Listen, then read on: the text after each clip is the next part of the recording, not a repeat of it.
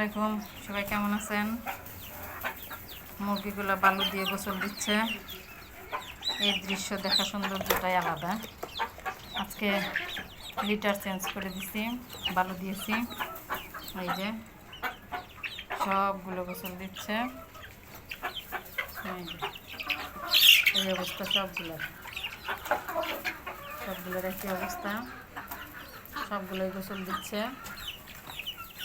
ওদের গোসল হলো বালি দিয়ে। এই যে এই বাচ্চাগুলোর মা হচ্ছে এটা, আর এই বাচ্চাগুলোর বয়স হচ্ছে 2 মাস। এই যে আমার সুন্দরী, কালো সুন্দরী, এই যে যাচ্ছে কালো সুন্দরী। এইটা হচ্ছে আমার ঘরে রাজা। দেখুন এই অবস্থা। সবাই গোসল দিচ্ছে। ওই যে একজন মনের সুখে গোসল দিচ্ছে, দেখছে কত ভালো লাগছে। আর বাকিগুলো আফসোস করতেছে কখন ওরা নামতে পারবে, ওরা কখন গোসল দেবে। এক একজন পাকা ঝুলে ঝুলে আছে। এই যে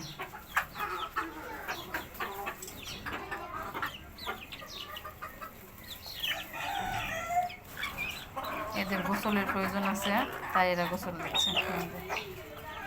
এখন আর ছোট বড় নাই, মারামারি করতেছে না, সবাই যার যার মতো গোসলে ব্যস্ত। আপনারাও যদি কেউ বারান্দায় কবুতর মুরগি এগুলো পালেন, তাহলে এইভাবে বালুর ব্যবস্থা করে দিবেন। ওরা গোসল দিবে, ওরা নিজের স্বাচ্ছন্দ্য মতো থাকবে, ওদের ভালো লাগবে।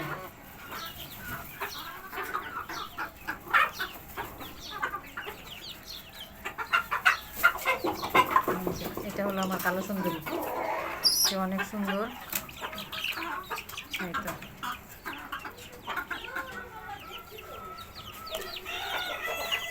এই যে আমার সব বাচ্চাগুলো এইখানে, সবগুলো মাশাআল্লাহ বড়ই হয়ে গেছে।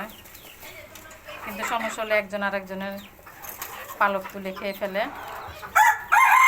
জিং দিচ্ছি, আবার গজায়, আবার পালক তুলে খেয়ে ফেলে। এই অবস্থায় আছে আমার বারান্দায় মুরগি পালা। আমি এদেরকে অনেক পছন্দ করি। এদের শখের মুরগি পালন, বারান্দায় মুরগি পালিয়ে যায়।